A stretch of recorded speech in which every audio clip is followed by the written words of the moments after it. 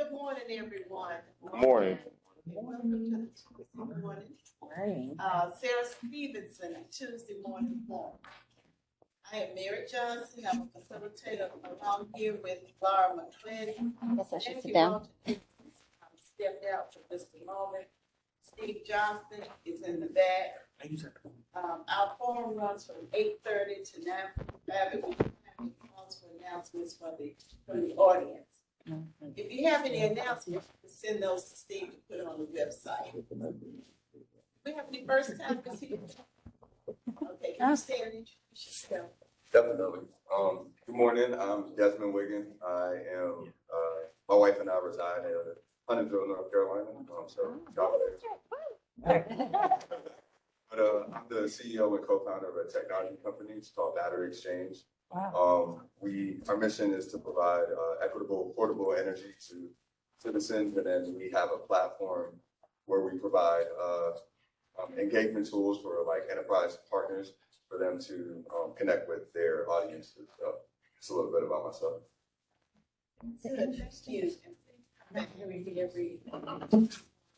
Just be aware that we do have a large virtual audience. So even though there are not many people out here, they're out there watching. Okay, we always begin with a prayer.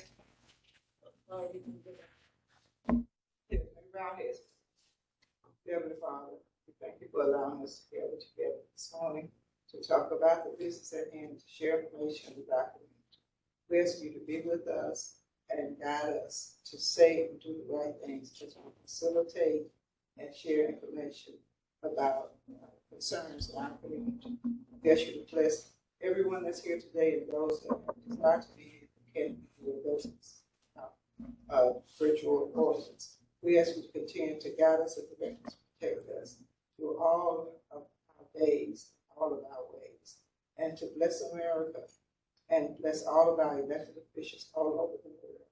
We ask you to be with us this morning and continue to keep us strong and continue to bless Sarah. Happy birthday to her, and let us enjoy this day and these blessings. We ask you to remain Heavenly Father. Amen. Amen.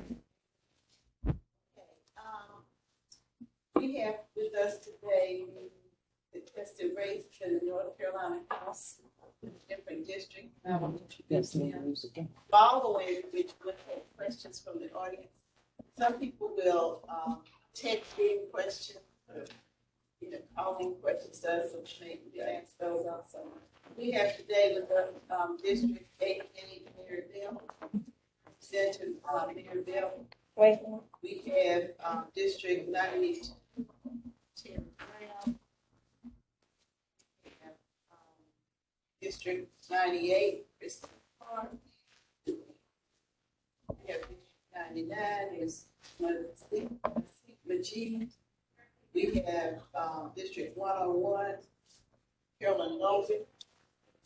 And we have District 102, Becky Carney.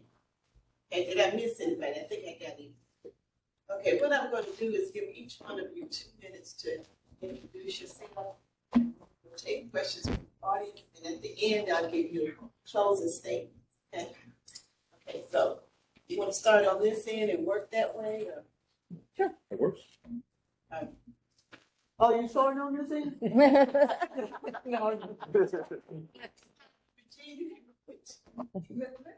So say one thing. Remember, for those that are here, especially for our new persons here this morning, we people will be coming in and out, and they will be doing it respectfully. We would just remind you to allow us to facilitate the question and answers process. But more than anything, just we'll be coming in respectfully and leaving out respectfully, and just to be reminded, this is also a day that we're celebrating Sarah's party, and some people may not know. Thank you. All right. Good morning. Representative Carolyn Logan, represented, she said District 101, which is the northwest side of Mecklenburg County. I'm running for my 3rd term in the North Carolina House of Representatives. I I've been in Mecklenburg County since 1985. I'm a single mother. I've divorced and I've raised 3 children. They've all gone through Charlotte Mecklenburg schools. They're all grown now and gone through college. I've my baby child just completed her master's at Georgetown, and my middle child is in medical school in Oregon, and my oldest son is with Wells Fargo. So I was a strict mother on them and raised them and up through, like I said, through Mecklenburg County School. I'm a member of Friendship Missionary Baptist Church, and I serve on various committees there at the church, including the security ministry there at the church. I did 30 years in law enforcement. I'm North Carolina's first Black female state trooper. I reached the rank of sergeant. I'm the first woman to ever retire from the North Carolina State Highway Patrol. I also served as a member with DOT, incident management coordinator. I was the first Black female to serve as the incident management coordinator with the North Carolina Department of Transportation.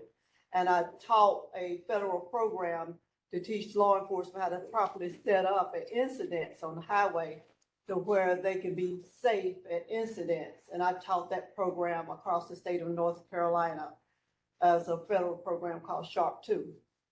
So, and I've run and served in the House of Representatives to fight for women's rights and the rights of minority, to make better working conditions and support our state retirees to receive a decent COLA and whatever else I can do at the request of my constituents. I helped many constituents receive their unemployment and they answer the call as they call my office and whatever problems that they are having. I tried to answer that call. So I run for those who cannot run, and I continue to fight because I know what it's like to be not quite treated quite as well as you should be for what is your right, to do whatever you can do, that you have a right to do whatever. As I've taught my children, I said, you have a right to be whatever you want to be. This is America. And I've raised daughters. I'm sorry.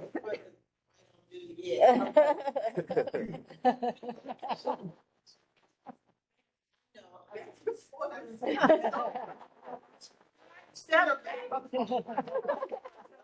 She thought you were just waving. I kept looking at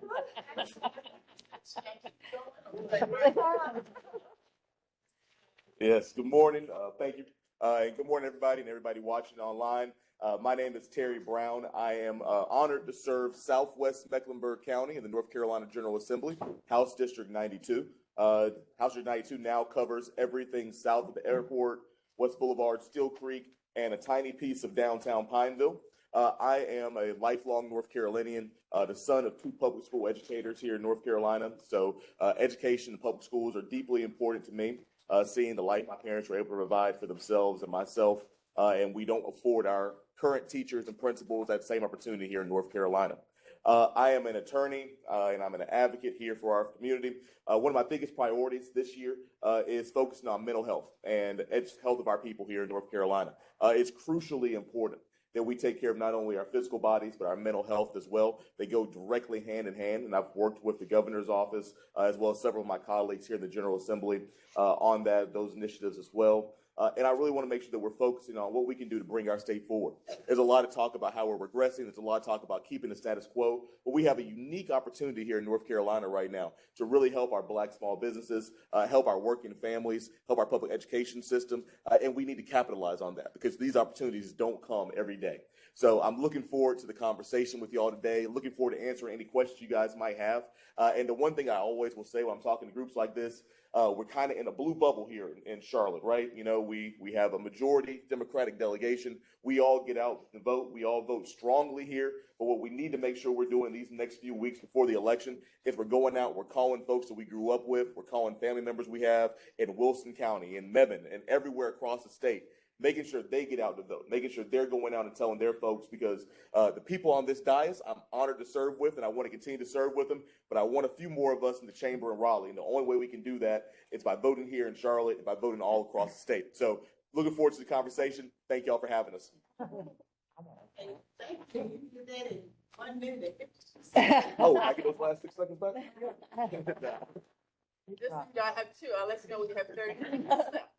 Got it. Yeah. She's a timekeeper. Okay. You ready for me? Yes. Okay. Good morning, everybody. I'm Christy Clark. I'm running for House District 98, which is in North Mecklenburg. It comprises the towns of Davidson, Cornelius, and most of Huntersville. I'm running again. This is my 3rd time running for this seat. I served from 2019 to 2020 and was unfortunately not reelected in 2020. I have been working as an educator for the past year and have been able to see firsthand the detrimental impact a decade of Republican leadership has had on not just on our public schools, but on our working families, particularly our Black and brown families, because we have not raised the minimum wage in the state in several years. We have not expanded Medicaid, and so folks are going without health care, 600,000 in the state as it is right now, and have seen that our teachers are not only just underpaid, but they're also disrespected, and we need to have people in the General Assembly who are willing to put themselves out there and support folks who are supporting public education, and that means not just teacher raises, but more nurses, more counselors, more school psychologists, more staff in the offices, and also to rebuild and repair our buildings and bring more buildings to our educational system, because there are children in cottages that are molding and falling down, and it's not a great place for them to learn. My biggest passion is working to end gun violence. I have been doing that since 2012. After the Sandy Hook shooting, I'm a mom of 5, and my youngest was in 1st grade at the time. And so I became very active in an organization called Moms Demand Action to help pass a background check on every gun sold in the state.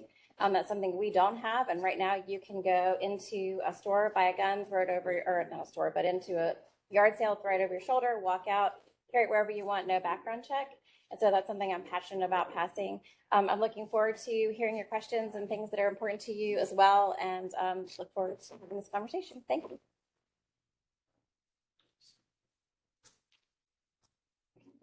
Okay, Renee. Am I not? Becky. I don't know if we were. The Honorable Sarah Stevenson just came in. Yeah, and yeah. I'm just taken aback for a second Yeah, there. yeah. But good morning, everyone here in the room and those that are out there in the virtual world sharing this morning with us. I am State Representative Becky Carney. I represent House District 102, which you are sitting in. I represent all 4 of the wards uptown, and I go out North Davidson, North Tryon, out to Sugar Creek Road. It has been an honor for me to spend the last 26 years of my life as a public servant in Mecklenburg County. I started out as the county commissioner at large, and then I went to the House 20 years ago. I have served 10 years in the majority party, and then the last 10 years I've served in the minority party. I am a mom. I have been widowed. I have married, widowed, divorced, remarried, and I've been a single mom at one point, and I was a small business owner. I say all that because I've been on food stamps. My whole life has mirrored what my public service is about, and that is being there for other people and not myself. My husband and I have 6 children. We have 14 grandchildren and 2 great-grandchildren, and I was sharing with someone this morning that all 14 of my grandchildren and 2 of my great-grandchildren have all been born while I've been in public office. And I run to be a role model for them. We always say, we stand on the shoulders of so many that have come before us. And Sarah Stevenson is one lady that when I first ran for school board, Tuesday morning is where I came and met her. And she has been my guiding star all these years and has done me well. I want my grandchildren to be proud to say, I stand on the shoulders of my grandmother. And someday they'll be saying that. I take that seriously, and I want my service to be mirrored of serving others before myself. Thank you. Good morning, everyone, and good morning, everyone there out on the internet. I am Mary Belk. I represent District 88 and the new iteration, because of course I have run 3 times, and each district has been different because of changing and how the maps are drawn. Right now, I get a little wedge of Myers Park. I go straight west to the airport, past the airport, and to the Catawba River. I encompass, that's Wilmore, Dilworth. I have South End. Then I go down South Boulevard and Woodlawn down into the Tyvola Road area. Take a little bit of Ashley Park. So it's all different, and all different from how I've in the district I ran. I am. Like I said, I'm running for my 4th term. I was first elected in 2016, and if you remember 2016, that was when we were talking about HB2. And I grew up a little bit. Let me back up so I can give you a little bit of my background. I'm a graduate of Garinger High School. So are my 7 brothers and sisters. I graduated UNCC. We were raised by a mother who was an activist and a father who was a retired Marine. So I've been used to dealing with all kinds of personalities.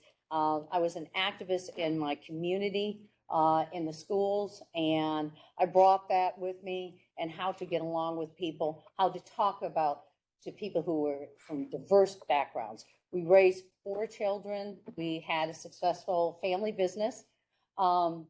And I was very involved in the Democratic Party.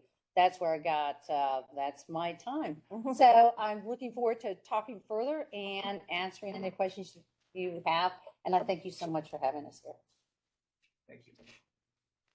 Good morning, Tuesday Forum. My name is Nasif Majid.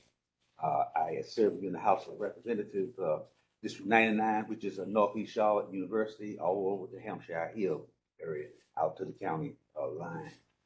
I have a long record of public service in Charlotte. I served on city council for 10 years, 8 years.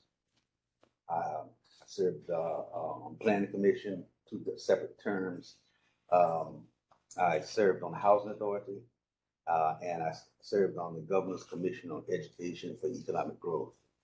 I'm a decorated Air Force combat pilot. I flew B-52s in the Air Force. I was a captain and aircraft commander, and I accumulated over 120 combat missions over North Vietnam. I'm a businessman. Oh, and after that, I flew with Piedmont Airlines, which is now American Airlines. It involved me. I'm a businessman.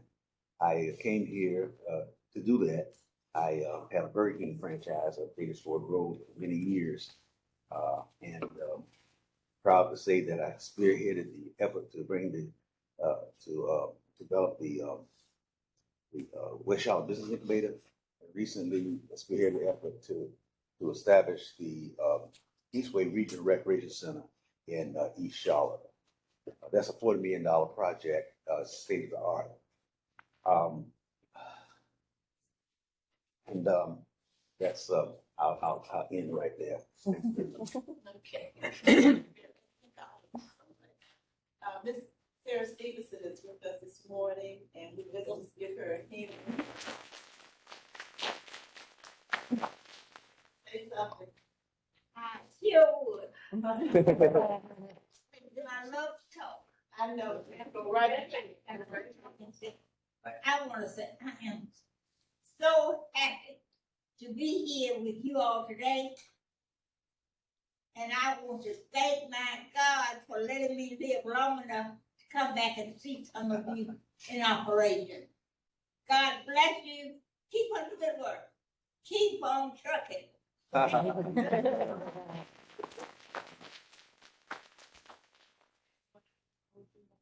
I I'm 97, I'll be 97 tomorrow. Oh, I my came, gosh.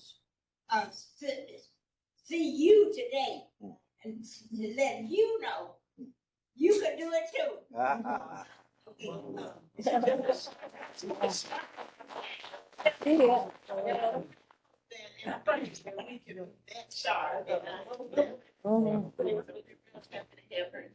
Okay, Chrissy, you had the first. Oh, good morning. Morning. Morning. My question is, okay, what would you suggest for someone like me who has like no faith in the system, period? And even with the representatives and to hear you guys come and speak, it's like the foundation is so rotten and you're just putting Band-Aids over everything. What would you tell,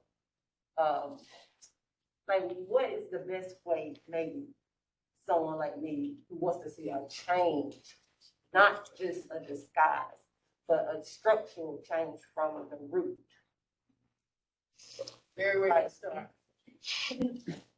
Who are you? Anybody that has a sincere answer and is not gonna tell me just go vote. Oh, Yeah, I do. Is it, yeah. Go for it, Patty. Yeah. Trying to limit our answers to maybe 1 minute. I know you can't answer a question like that. Yeah. I know you can't do it, No. but it's best you can, you know. Yeah, no, I appreciate that. That's a question I get asked a lot of times by friends of mine, people that I know.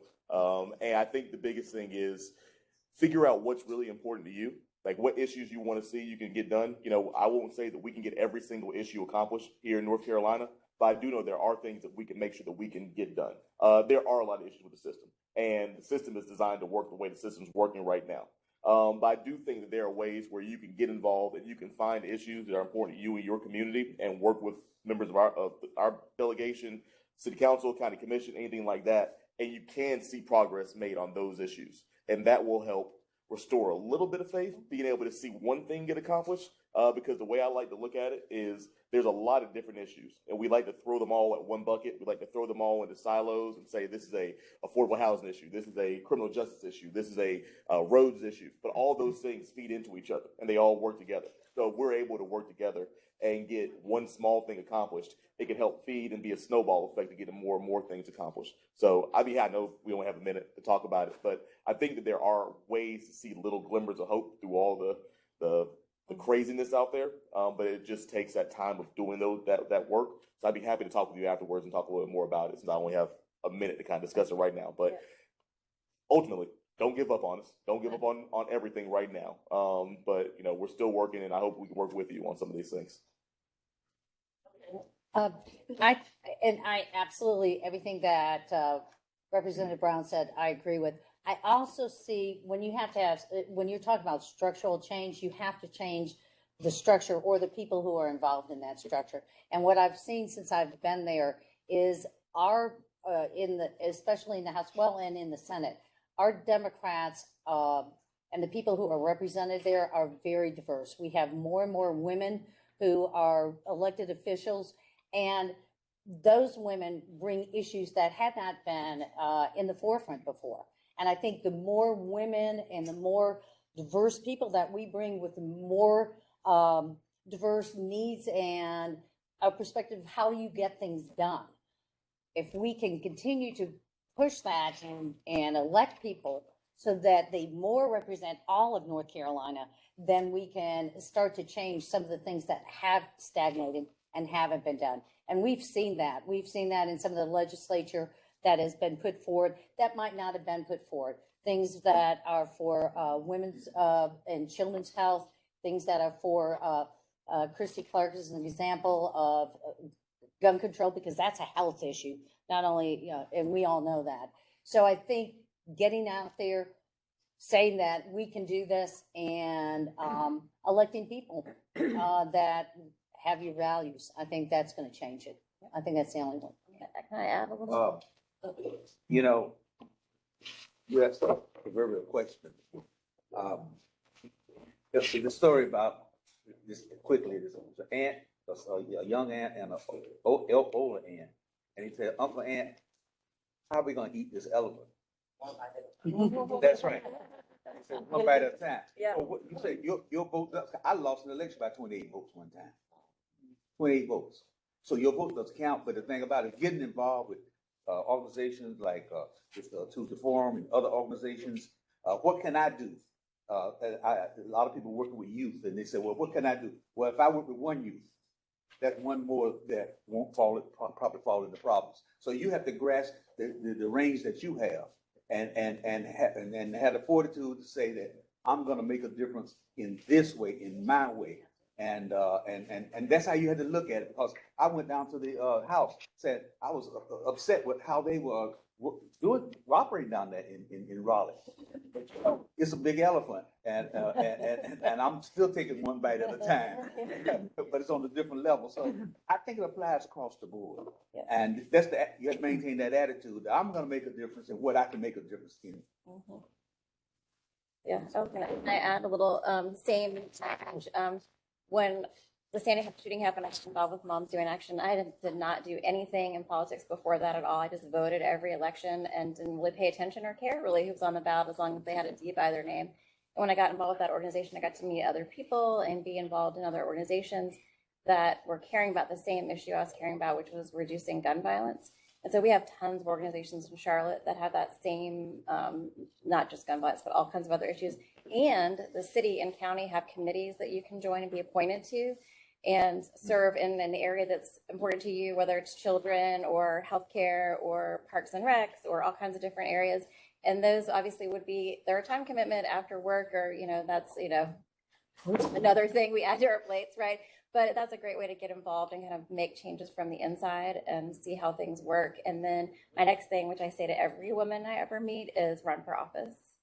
Because don't think you're not qualified, because you are, because there are people all ranges and walks of life serving in the General Assembly. And you are, I'm certain, highly qualified to run for office. And that's another great way to put your effort out there and make change. And these women here, including me, would love to help you do that. Mm-hmm. So, me, I thought Carol. Yeah, I wanted to just add. I want to give you an example of it.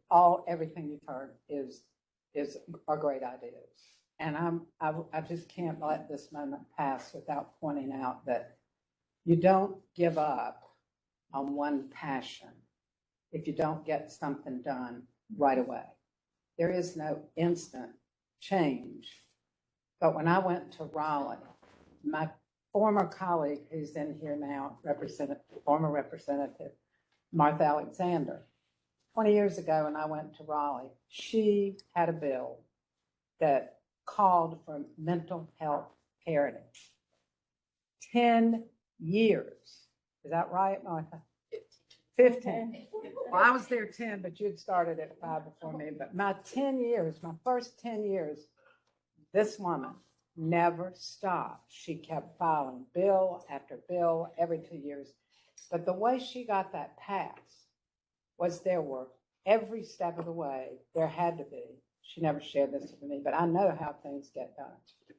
She had people like you that had a passion. They wanted to be a part of a change to have mental health parity. They never gave up on her. She never gave up on the process in Raleigh, and it happened.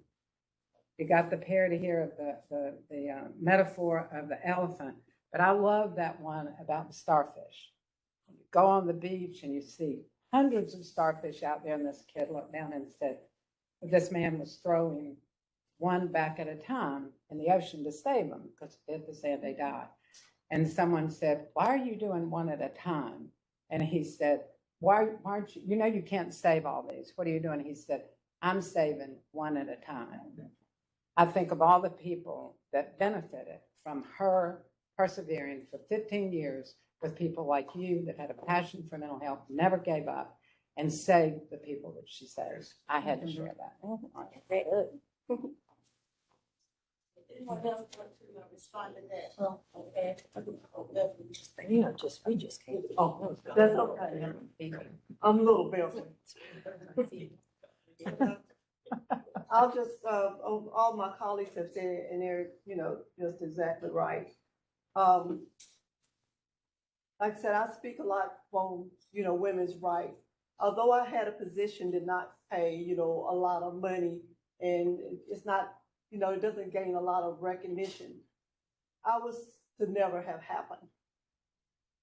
So I had to fight for it.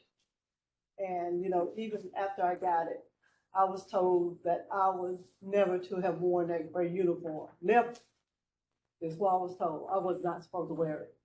I was just supposed to show up and disappear. And that was what's supposed to happen because they was under lawsuit by the federal government. And to satisfy that lawsuit, I was just supposed to be hired and fired.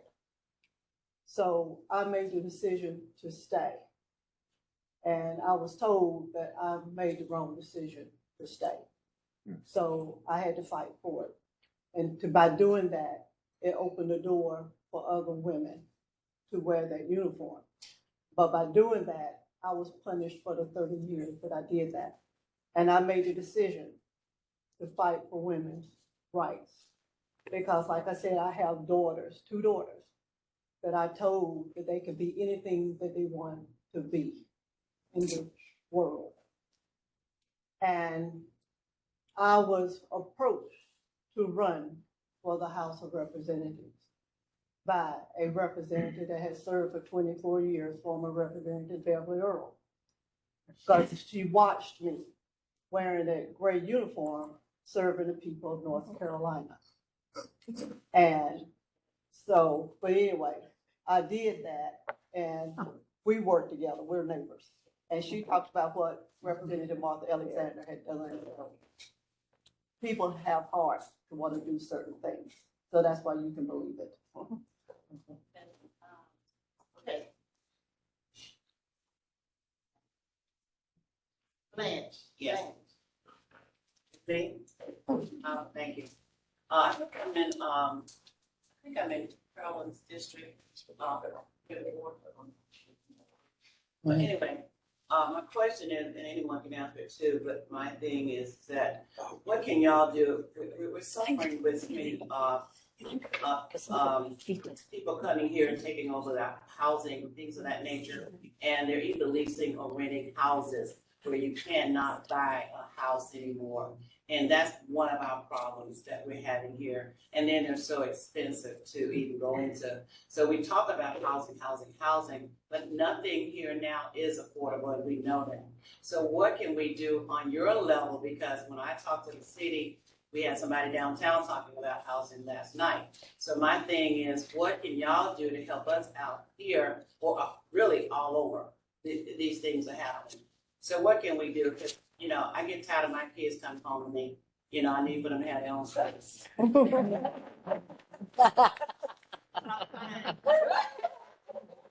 Carolyn, you got two children, so anybody else, you got kids, you understand when they come home, and we gotta have some space for these kids. We can't just, you know, until raises go up and money, you know, we have serious problems, and we gotta do something. What are we gonna do? Yeah. Miss Blanche, I want my children to come home. But we've been discussing that. The only thing is, we can't make people stop selling their houses to these people. And we've talked about that. And we can't make them stop selling their houses to these people. That's what they're doing. People see, they're calling them and they're offering them money, and people are selling their houses. And that's what the problem is. And you can't. That's not what I'm saying. I'm talking about they're building homes and brand new homes, and they're leasing them out. Yeah. They're leasing them out or renting brand new houses out. And we cannot even get housing because of the route that they're doing. That's what I'm talking about. We're not finding anything they're doing illegal with it. That's illegal to me. Well, Yeah, It's not property illegal. right. I know.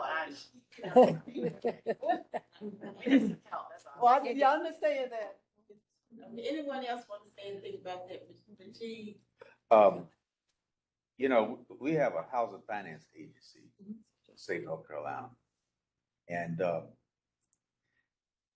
we increased the amount of funding for affordable housing in that, and I say it's a pittance. I think like $10 million this last go round. It should be greater, but it should be much greater. But that's what we're doing to affect that change and help in the affordable housing aspect. And we got a new session coming up, and I'm, as my colleague probably, I know I am, going to be advocating to increase that funding because Charlotte has a $50 million, and we got another bond coming up for housing. And I think we need to be on the state level more proactive in that way and helping address this problem. Of course, we have free enterprise, and like I said again, you can't. It's a big elephant in the room. Mm-hmm. But at least we can put more monies in. We have a surplus. It's about $4 billion surplus, and at least we can put more monies into affordable housing on the state level to help alleviate some of the problems on the local level. Yeah. Blanche, it's tough. On a state level, and I want to talk about what Majid talked about. We have a North Carolina Housing Trust Fund. We also have a Homestead Act. Everyone here probably that is sitting at this table had an opportunity, and we took it to request it put into the budget that we have X number of $1 million to increase that. That Housing Trust Fund, what it does is it talks, Majid talked about the finance industry. People are going to, and companies are going to build housing. So what we can do to facilitate that is say, okay, let the cities go ahead and have inclusion zoning where they can say, okay, you can do that. Come in, and those companies, let's build those houses in the housing units that you were going to build anyway. But what we want you to do is include a percentage that is affordable housing. Those are some of the ways that we are trying to work to do that. With the Housing Trust Fund, with the grants that come from that, we're trying to increase that. It did increase. It actually, we requested a $120 million one-time shot to spread that. It's still not enough. We can continue to do that. And I'll talk to you later about some of the pilot programs that we are working on across North Carolina. Anyone else want to say anything before I go to the next? Okay. I just want to add this addendum to what has been said previously. And that is when we say that we, excuse me, put in the budget a certain amount for the trust fund and for not the trust fund, the housing trust fund and the finance. When we put that money in there, it goes to the local governments and it is up to them to disperse. We cannot, or we do not yet. We could if we worked on it and put it into the statutes, but I just want to make that clear that we put money in the budget, which then is given to local governments that disperses it out through their programs. That's what we're doing.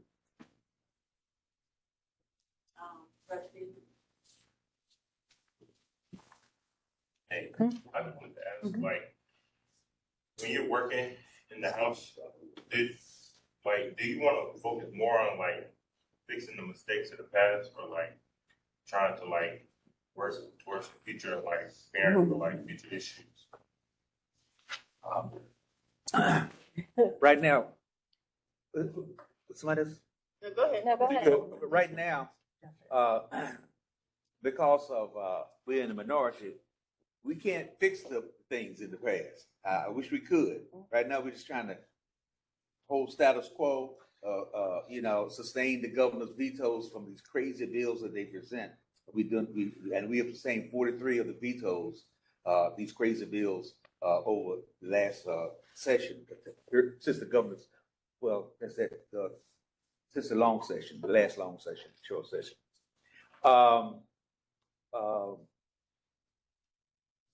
Repeat your question again. I just want. Like, do you want to work more to fix the mistakes? Like, Yeah. Okay. Now, the fix things, we're working on Medicaid expansion right now. That's a big thing. We worked to raise the teachers' pay. That was a big thing. The cost of living for the retirees, they didn't get a cost of living adjustment, and the teachers got a 4% raise, but the price index is 9.2%. I mean, what kind of progress is that? And that's one reason I didn't support the vote positive on the budget. I voted no on the budget because we didn't give the teachers the proper pay increase, and we didn't give retirees a cost of living adjustment, and we didn't initiate Medicaid expansion. And we're giving monies to our tax dollars are going to other states, and that would be a great, addition, positive plus to our economy. Thank you. I think that's a great question, and you got to do both. You've got to focus on going back and fixing things that have been done to negatively affect our state. You really got to think about what's the future of our state too at the same time. When you're thinking about going back and fixing things that are done, it's true. We're in the minority party. We're not able to get every single thing accomplished we want to get accomplished. But one of the things that we do have tools in our toolbox that we can use. And one of the most effective ways that, I've been able to do things, and a lot of my colleagues on the table here have been able to, is in committees, where when we know that if a bill gets brought to the floor of the General Assembly, 9 times out of 9.99 times, that bill is going to pass because they know they've got the votes to pass it. So when we're in committee, we're able to take some of these really bad bills and work with the committee chairs, work with our colleagues in a smaller setting, and get some of these bad bills from being bad to being less bad. Sometimes okay. I don't know if they've been good a lot of times, but they've been not having the super negative effects that they'll have in our communities. At the same time, thinking about the future here in North Carolina, I'm an attorney.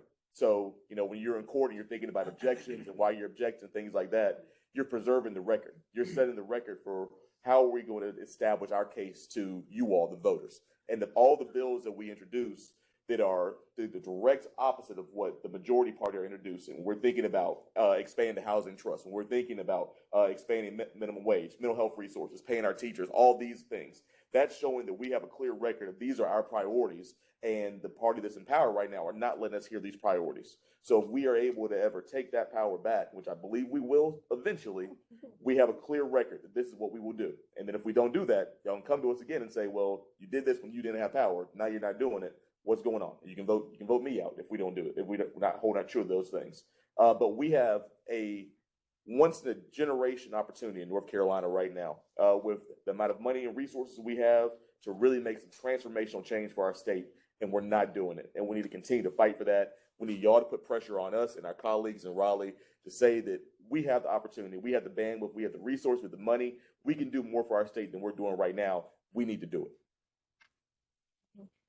I'm just going to add real quickly that Terry is right the way he's saying. I want you to be sure you got that our delegation, and that's a great question that you asked, because when you're in the majority, you can go into any board or any elected body and you have great ideas for the future, right? And so you can put those forward and you can make them happen. But when you come in the minority, you may not be able, when you come in, to change it right away, to bring forth, I'm looking at the future, I want to do this, I want to do that. But you do file bills, and you are constantly hammering at that goal of yours. And it happens, but incrementally over time. I know that one thing in the budget that we have been pushing in Raleigh, and it happened, and it was one of the reasons, many reasons that I voted for the budget, but it was because we put money into expanding broadband across the state. But even in Charlotte-Mecklenburg, there are pockets where people don't have the access. That's changing. But that is in the future. That's one of those, do we work towards future things, or do we want to constantly change? I think I would call it, we're constantly building for the future. Ms. McGee said something that was, I thought, maybe lost by what, 28. Something on the radio today saying that elections are won by the people that show up. By people who show up. If you don't show up, you can't complain. You know what's going on. Okay, so they're decided by people who show up. Okay, I do want to recognize Congresswoman Alma Adams in the house today.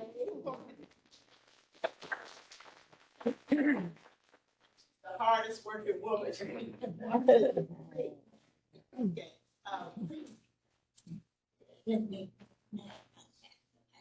okay, when Sarah wants to speak, I'm gonna let her jump in. Okay, so Sarah, you wanna do it now? I just want to introduce my pastor to the record for Pastor Dan. Pastor.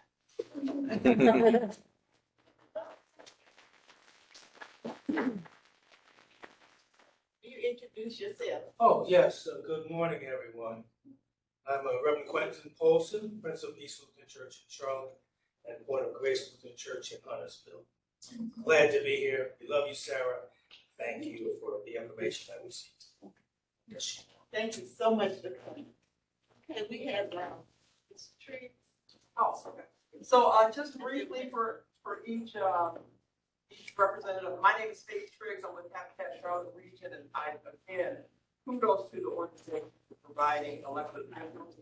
My question for each of you, just briefly, is what is the most proudest legislative achievement that each of you have achieved?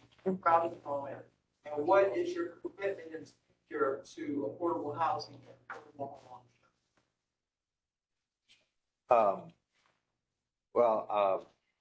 For me, when you get a bill through the House, that's a proud moment. But I would say I got a bill dealing with orphan roads, roads that are in people's neighborhoods that developers have not completed or they passed on or whether the corporation defunct, and people are left holding the bag because it's not a state road, it's not a local road. And but I got a bill through. Matter of fact, Representative Belt was responsible on the bill with me on that situation, and it got out of the House, and now it's over in the Senate. So you got and it's over in the Senate, and hopefully this long term we'll get it out the Senate and back because it's a really good bill, and it helps people ease the hardship on people in neighborhoods as far as loan payment back to repair those roads. They are supplemented by the local governments to repair those roads and bring them up to par. And then what's your it was a two-part question. What was it? Affordable housing. What are you going for? What's your future commitment to housing?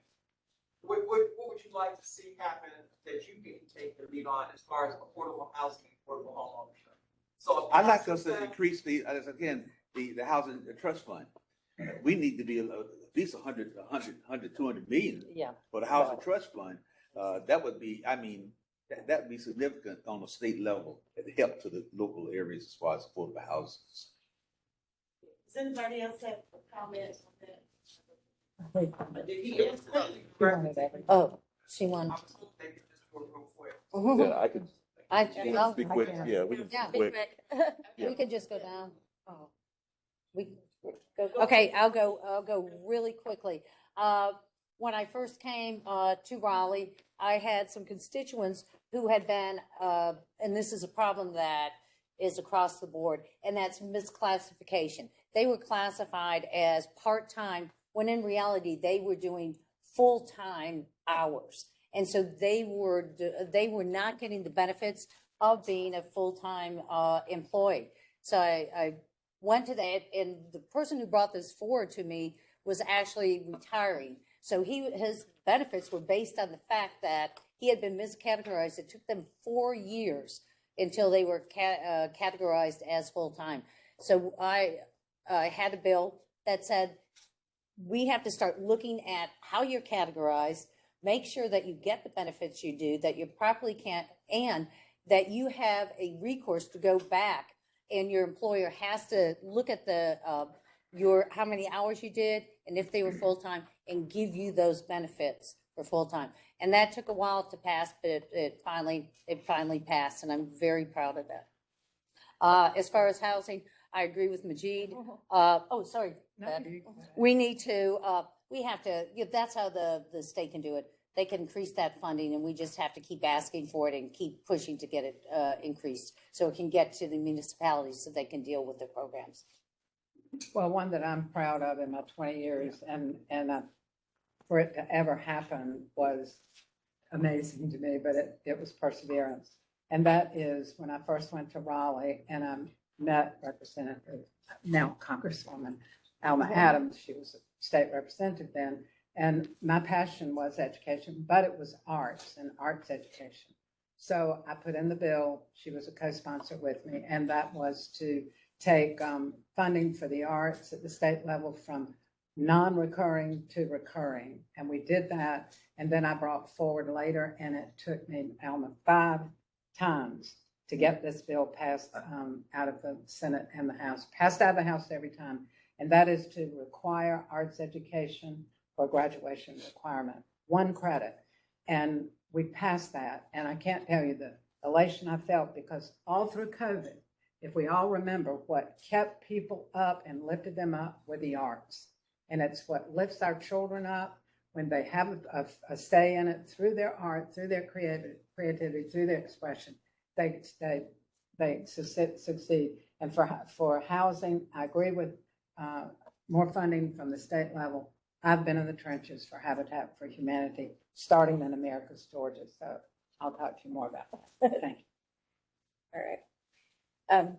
That's great questions. I have 2 things I'm proud about. The first is Representative Brandon Lofton and Representative Rachel Hunt and I worked together to stop the Farm Act that was going through, and it was going to have a really bad impact on farmers who were farming hemp, and also would have allowed gun ranges on properties that were considered farms. And so we stopped that bill together with some really good plotting and scheming behind the scenes, the 3 of us. That was a very proud moment. And the second one was I was part of the group that broke the supermajority in 2018. And so when we sustained Governor Cooper's first veto, which was on a really bad anti-choice bill, you could have heard a pin drop in the room because they had never had a veto sustained since. And that was a really proud moment, I think, for all of us too here, actually, who were there. And then as far as portable housing goes, yes, funding all the things, but also in the General Assembly, we can give authority to municipalities to have more say on how developments are done and how they can control and make affordable housing more available to folks. Right now, because we have a Dillon rule state, they have to have permission from the General Assembly to do that. That's something we can do to help in certain ways, like make things a little bit easier. It's, it's largely complicated, but there are some things we can do there, and I would love to support those things as well. Thank you for that question. And I'll give you 2 quick highlights of kind of my first term in the legislature. One bill that I introduced last term, a bipartisan bill with a representative out of Pitt County and a representative out of Guilford County to provide resources to Mecklenburg County for a mental health response team to go along with CMPD. That bill was actually included in the biennium budget. So CMPD actually now has received funds from the state to start their behavioral health response team. So when there are those nonviolent calls where you need someone who's been trained in mental health, behavioral health, they'll now send a responder out there along with law enforcement to help de-escalate situations and give those people the care and help that they desperately need in situations like that. So that is a big win that I'd like to see go across the state in the future. And then secondly, as part of the Judiciary Committee, I was able to add in some guardrails on 2 bills I felt were very dangerous regarding the 4th Amendment and unreasonable searches and seizures, where before they were kind of giving law enforcement unchecked powers in certain situations. And this bill was able to add in some guardrails there. So those are 2 big accomplishments I'm proud of. With affordable housing, everything they've said, I introduced a bill this year to increase the trust fund like many others did. And I also want to make sure we're thinking about how we can give more flexibility and looking at alternatives as well. I've been a member of the West Side Community Land Trust here in Charlotte for a number of years and thinking about how we can take some of those models statewide, but love to connect with you outside of that.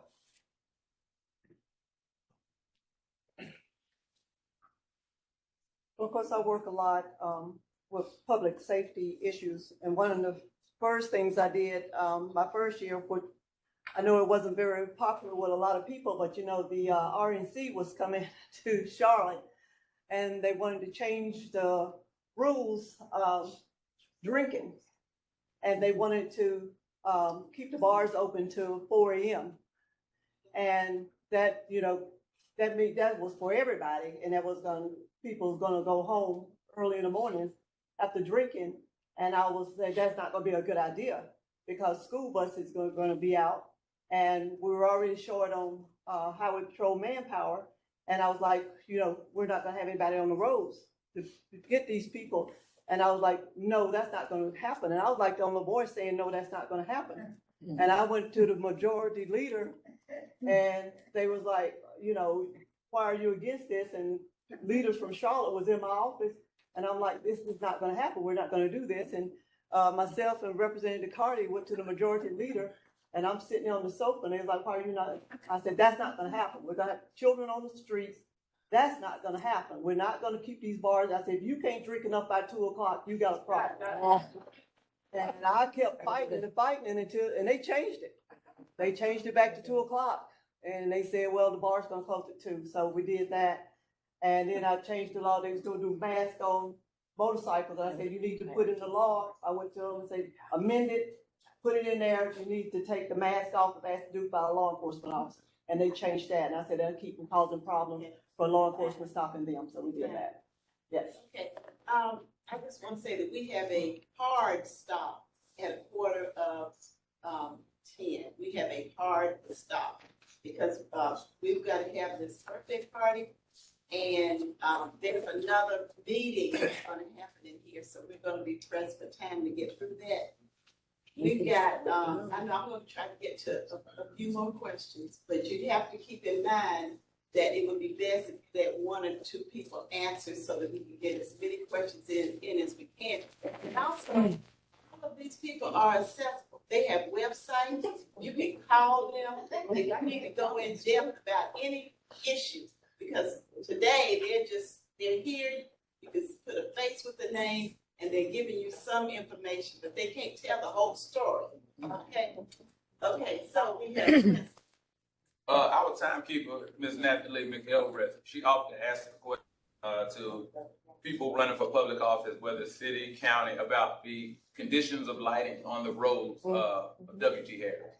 And it's always just like a shuffle. Go ask the state, go ask the county, So I wanted to know, what are the lines of communication and collaboration that you have with the districts that you may overlay on city and county? Now, is that going to take 10 people? Whoever can answer it. I would rather for one or 2 people to answer. Yeah. Whoever has a success story that they're proud of when they communicated with either a city official, a city councilman or a county commissioner. Goes right straight through. Yes. Yeah. So an example of that very same thing and that same issue on I-77 when they're expanding the toll lanes. That was an issue that, it's 3 towns plus the city of Charlotte plus Mecklenburg County plus NCDOT. And we had a lot of issues during construction of that, and lighting was one of the top things on that as well. Was we had to all get together and work together to figure out how to solve problems. And if y'all remember during the construction of I-77, the toll lanes, it was very dangerous. They had all these different hazards. People were crashing. Actually, 2 motorcyclists died. And so that was something that we all worked together to force Centra, who was building the road, to make changes in lighting and safety issues and when they were doing construction and what parts of the road they were closing at the same time. And that really, it takes a lot of work to get all those people in the room, but to me, it's worth it to do that. And I made a couple of people mad in Centra when I did that, but I was not going to let them just have free reign over, the road and let them, have them be hazardous. And yes, NCDOT is in charge of roads and lighting on roads and all those things. And so it just takes a lot of pressure on them and working with them to figure out how can we change it. Their funding is very limited, and that's something the General Assembly is still working on to try to figure out how to get more funding to NCDOT so we can change things like lighting. But it takes a lot of pressure, and it's one of those things you work towards and you may fail forward on it. Sometimes you make small incremental changes and eventually you get to what you need. Does that answer? Okay. Thank you. Okay. Yes, hi. One person, please. Yeah, please, Mr. Brown, lean on you here. First of all, happy birthday, Ms. Stevens. Appreciate you showing up. So I've heard a lot of people speak about, housing in the form of buying homes and things like that, but I want to, take you down to the ground floor. What could you provide in terms of support for us organizations out here that are combating homelessness, and how, you know, we can house the people that are on the street, specifically women with children? Yeah, absolutely. And I think one of the biggest things that we can do, and I appreciate that question, is working with groups like you, figuring out the direct needs that you all have, and figuring out how we can work with the state partners that we've got there. We had some bills that came up this year that were dealing with anti-homelessness, and a lot of times we're getting these bills, we don't fully understand the impact that they may have that are unintended. It might seem like a good bill on its face, but when we talk to folks like you all, we don't understand what that unintended impact may be on the people who are dealing with a lack of housing and are infirm housing at times. So I think that one of the biggest things that we can continue to do is work with your partners, bring you guys up to Raleigh, and think about what the direct things that we can do, whether it's through a legislation, whether it's through our partners here in the state and things like that. But I definitely will be interested in having that continued conversation with you. Yeah, absolutely. We can connect that to this. Okay, Jackie. Yes. Thank you for coming. Can you update us on Leandra? Who wants to do that? Leandra? Becky? Yeah. Yeah. Yeah. So probably Becky, yeah. One who knows the most about the land. Well, the one that knows the most about Leandro is Representative Rachel Hunt. But when I went to Raleigh in, 20 years ago, again, Leandro was before us. It had been there. And for 20 years, we've sat back. Where we are now, it's still with the courts. But Governor Cooper wanted the full amount put in this budget to bring us current with what the funding need was to fully fund Leandro, which we should. We sit here, and I don't know if you heard that, the M or the B behind the $4 billion we have in reserve. We could well afford to fully fund the Leandro case, and we just don't have the political will in Raleigh to do that. That's where we are. We're still fighting it, and we're still going to keep pushing for it. Again, those who show up make the difference. That's right. That's right. Yep. And that is a critical piece for every public school child in the state. Public school, that's the key to that funding for Leandro, and it's statewide. Started out 5 counties, I think it was, and now it's become statewide. It's critical.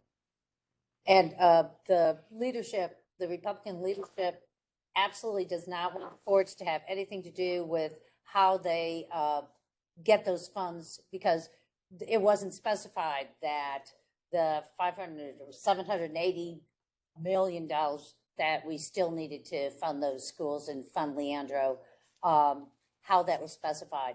And they're fighting it.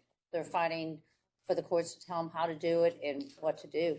And so it is pressure.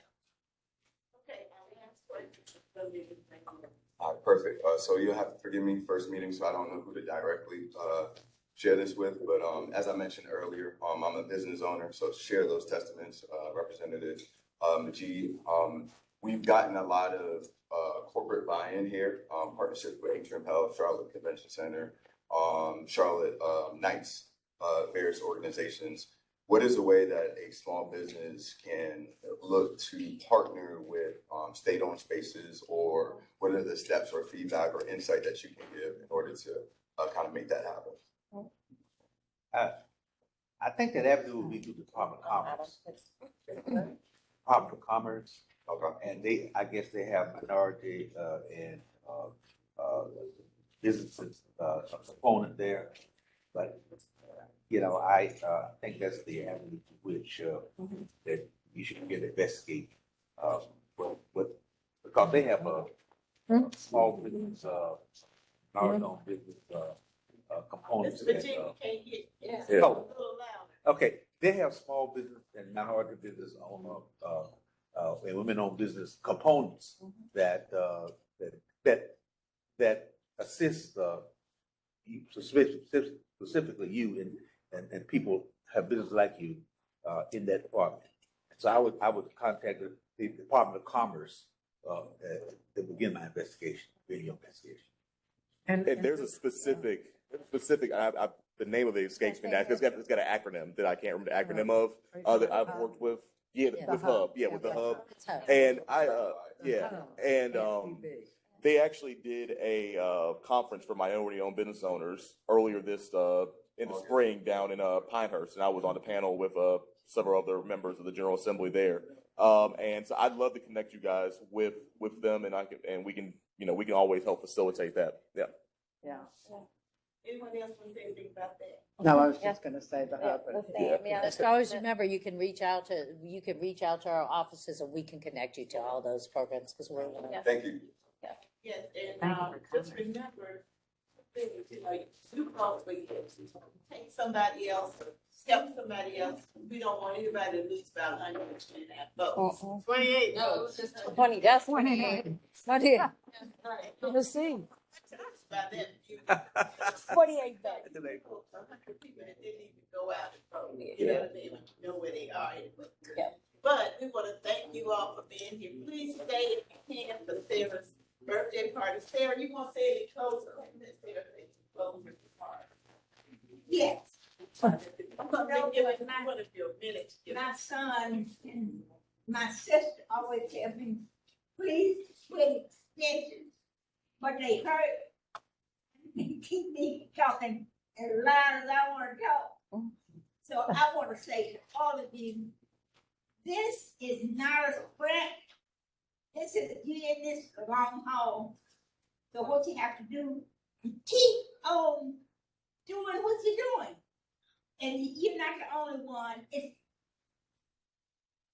God will help you do what you want to do. You need. I don't know if you know the word of prayer. I hope you do, because God changes things. Amen. So remember that. Remember that. Amen. Thank you. Okay, everybody, just 1 minute. 1 minute. If you want, I mean, you don't have to. I'm a time you too. I'm a time you this time. Yeah. Oh, thank you for allowing me to be here this morning. Since I am District 101, we're gonna ask you all to get out to vote. Glad to see you here this morning, Ms. Stevenson. It's good to see you too. Good. I haven't heard a word from you since you've been there. Okay. You think you want some fun? Okay. She's been working hard. Yes, ma'am. Thank y'all for allowing the opportunity to be here. Glad to be here and answer all the questions you guys had and want to continue the conversation. Terry Brown, House District 92, Southwest Mecklenburg County. Please reach out to me for anything. If I can ever be of assistance on anything, you can find me on social media at Terry Brown CLT on Facebook, Instagram, and Twitter. My website is voteterrybrown.com. And you can reach me on my legislative website through email as well. But please reach out. Happy to connect with you all and happy to help connect you to anyone that we can connect you with too. And happy birthday, Ms. Stevens. All right. Happy birthday. Thank you so much for all being here. I'm running for House District 98. It's North Mecklenburg. I'm trying to flip the seat back to blue so that there can be a Democrat in office that supports public schools, that supports small businesses, that supports minorities, that supports women and children, and which is the opposite of all the things that my opponent does not support any of those things. So please get your friends in North Meck, Huntersville, Cornelius Davidson out to vote. Make sure you get as many folks to vote because I won by 415 votes in 2018 and lost by a little over 2,000 in 2020. So every vote really does count. And so thank you all for being here. My website is ChristyClarkNC.com. Feel free to reach out. I would love to speak with you about any issues that are concerning you. Thank you. Well, thank you all again. And thank you to the Honorable Sarah Stevenson. This wouldn't exist without her. I know that from her very beginning and through school board years. But I am Becky Carney. I am running for re-election. And I do want your support and your continued support because I'm not in this for me. It's the will of the people that drives public policy. And when the people are not speaking up and telling their will, you have to do it over and over and over before it's heard. But there are bigger forces than us that are working every day for your will to be done. And that's why I am still out here struggling. I just have to add this little thing. You can't knock me down if you think you can. There's somebody else holding me up. I have had serious health issues while in Raleigh, but I only missed a few days of voting. I walk around every day with this heart pump on my back, the batteries.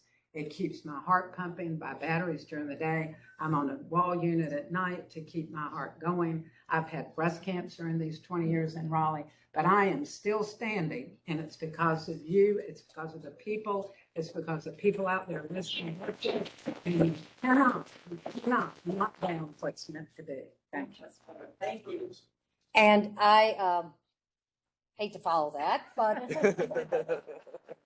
And she's one of my breast cancer survivors. yeah. And I know where her backpack is, back up anytime we're together, so I can grab it if she needs it. I wanted to say happy birthday, Ms. Stevenson. I want to say thank you all for being here, for allowing us to do this. I'm Mary Belk. I am running for my 4th term for District 88, and hey, we're up there fighting, and we really, really need everyone out there. We need help. We need the numbers. We need to be able to force them to come to the table and get some bills that we know need to be enacted for the benefit of our future and the future of all our children in North Carolina. So thank you again, and happy birthday again, and vote and get everyone else to vote. Send us some help. First of all, Please. happy birthday, Ms. Sarah Stevens. Good to see you. So good to see you. And I want to thank the Tuesday Forum for providing this excellent platform for educating our community as far as voting is concerned. I still have incomplete business in Raleigh. We got Medicaid expansion. We have to raise teachers' pay, equal pay, equal work, the ERA amendment, and raise the minimum wage to the living wage. Serve again Northeast Charlotte, and I appreciate your support, and I ask for your vote this coming in the election this year. Thank you. Thank you. Let's give them all.